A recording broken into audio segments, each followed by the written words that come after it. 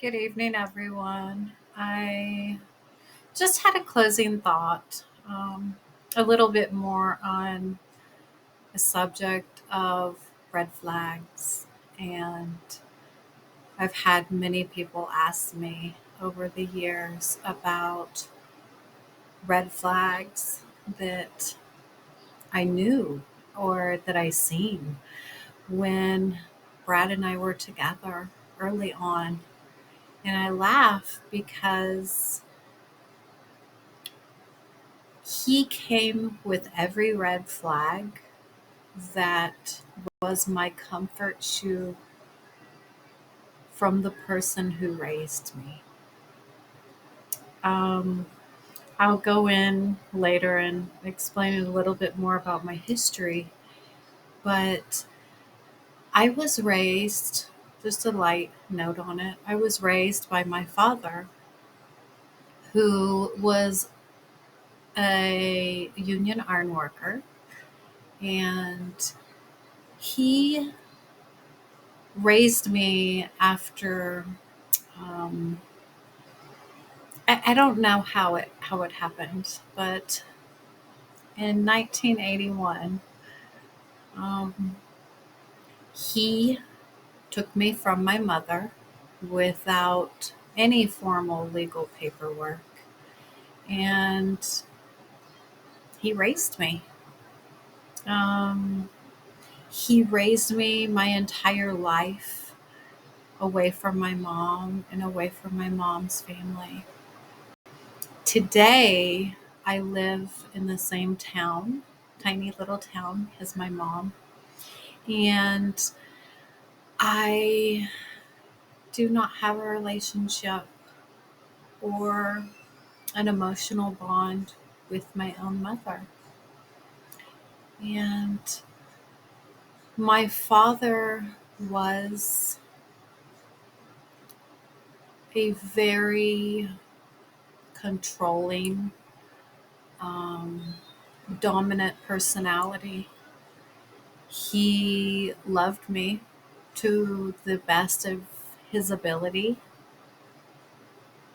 the best of an ability that a person with dominant and controlling behavior can have.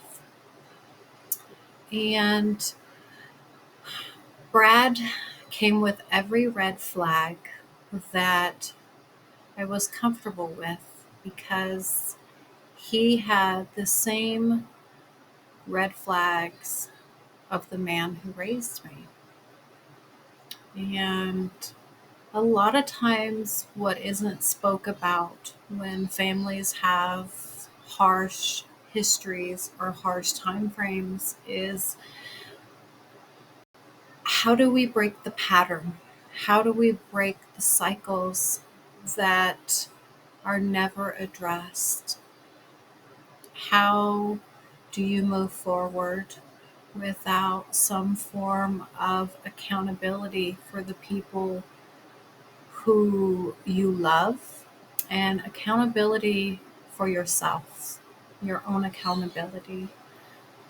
I hold myself and my choices accountable for my part, for only having three of my children with me. And I hold myself accountable for not holding my father accountable when he was alive, for not reaching out to my own mother when I was younger, and for sweeping everything under the rug, which is the red flags that we often ignore. People ask about the red flags that I saw in Brad. They asked about the red flags. What was the first red flag? The first red flag was probably the moment I met him. The moment I met him, he was engaging in behavior that wasn't ethical or even legal. But because I was around that type of environment during my life, because a man who I called my dad, who I loved very dearly as a child, as an adult, I love him for raising me to this day, but I also hold him accountable now as a grown adult for the wrong that was done. But I also hold myself accountable, not in a negative way, not in a way that makes me feel negative about my own personality, but in a way that makes me aware so that I can communicate it to other people, to my children, with honesty and with transparency. And the reason I think that that is important is because I never had that growing up. The moment I met Brad, he was the same charismatic personality of the man who raised me, the man who kept me from my own mother, and the man who fluffed, we'll call it fluffed, who fluffed the story of why I grew up without a mom and why he didn't try to help me have a relationship with my mom, or why my mom and my mom's family were not a part of my life. So the fluff story that I was fed, I see in the story that my daughter tells me to this day.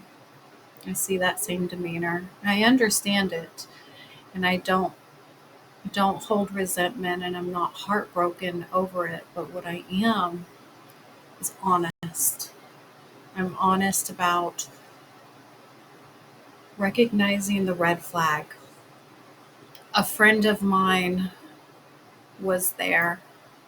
She was there during a lot of this process.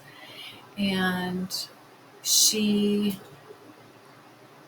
and I often joke about the first formal date that me and Brad had. And the first formal date that we had um, took me out to a steakhouse in a city nearby.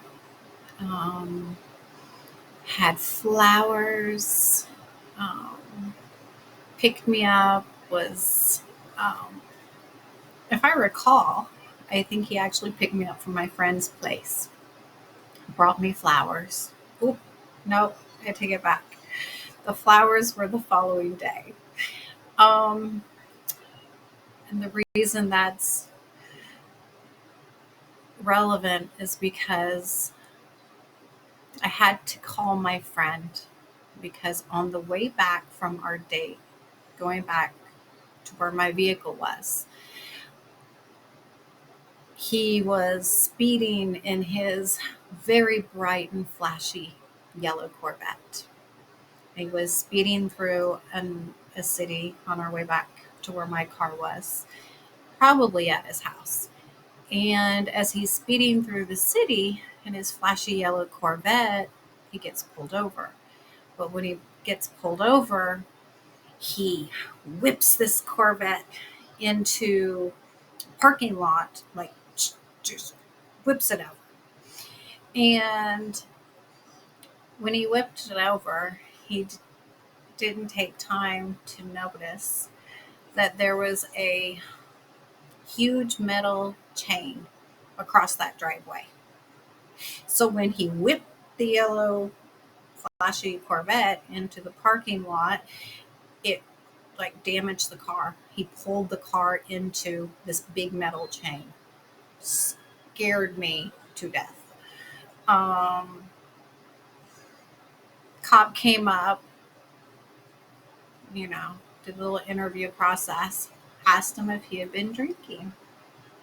Well, we had dinner and he had been drinking. He had beer, during our dinner. Um, but I didn't, to me, who grew up with a father who was drinking all the time while he drove me as a child around in vehicles, it wasn't uncommon. I wasn't worried. I wasn't alarmed by riding with Brad after he had several beers and after he had been drinking. I wasn't alarmed. There wasn't a red flag because he was he wasn't doing anything I hadn't grown up watching. He was drinking beers. He was drinking beers throughout the evening while we were eating dinner. And no part of that was a red flag because he was the comfort shoe that I was used to seeing in my own father. So when the officer asked him to blow into the breathalyzer, I hadn't thought anything. I just was watching the comfort shoe that was so similar to who had raised me go through. I was just shocked. I hadn't thought of anything. I was just like, oh no. And the officer came over and was informing me that Brad was going to jail on our very first date. He was going to go to jail for a DUI because he was over the legal limit. And did I have an alternate? Did I have a ride? Did I have someone that could come pick me up? And I just was shocked.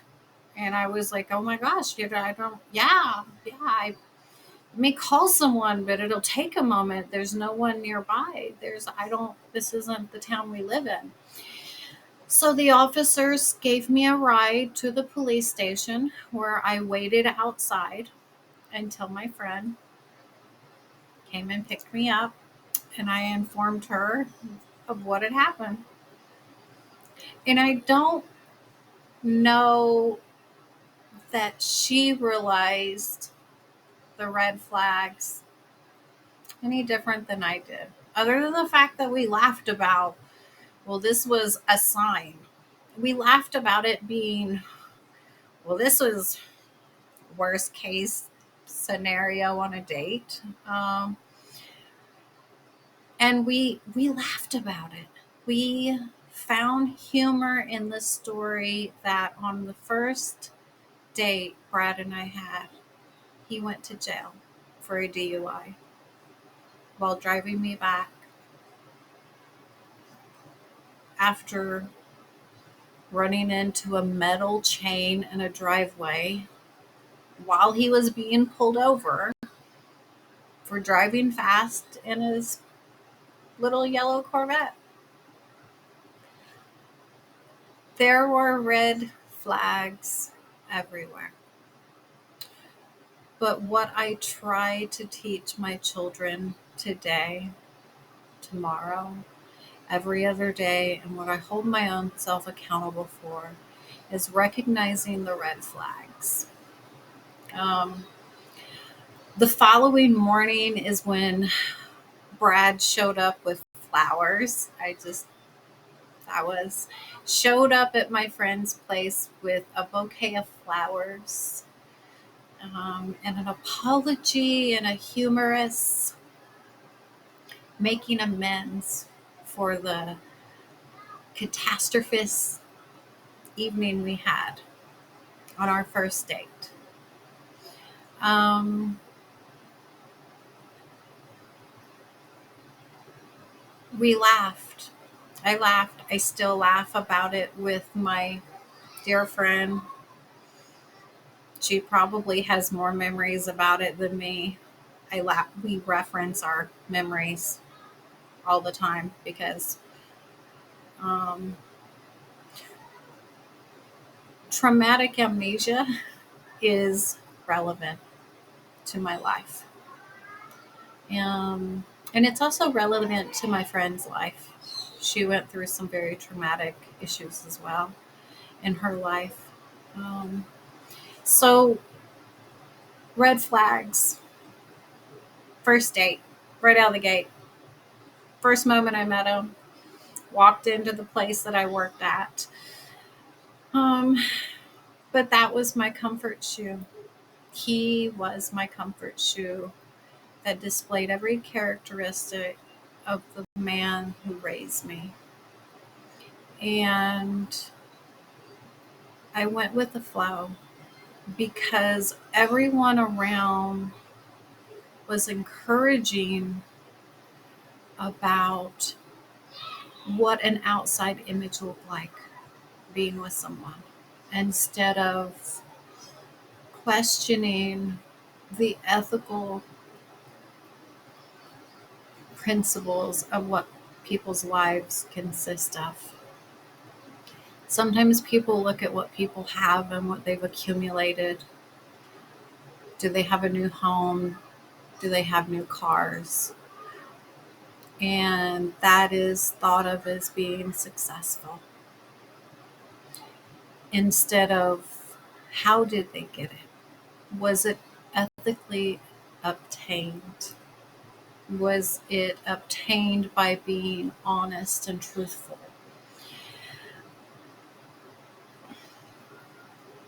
That's an important lesson that I will always teach my children. To this day, this the strange relationship that I have with Brad and I's daughter, Milena, is strained because of me standing on truth, on principles of honesty, and also on holding myself, her dad, and everyone else accountable for how this situation happened. So, sports cars, red flags, and the comfort shoes of the cycles we get ourselves into. It's, I laugh, my children, my two youngest are in there, but it'll happen. Honesty. Stand on it no matter what. Stand on truth. And don't beat yourself up when you don't see the red flags that are from the gate, right out of the beginning of when you meet someone. What you have to do is move forward with honesty, goals, and knowing that no one is perfect. No one is perfect, and red flags, we all miss them at some given point. It's what we do with that knowledge later that makes it relevant. So, have a wonderful night, guys. Um, red flags out of the gate. Don't beat yourself up, okay? We're all human. We're just trying to make the future better, have the future generations be a little bit happier and healthier. We'll get there. Night.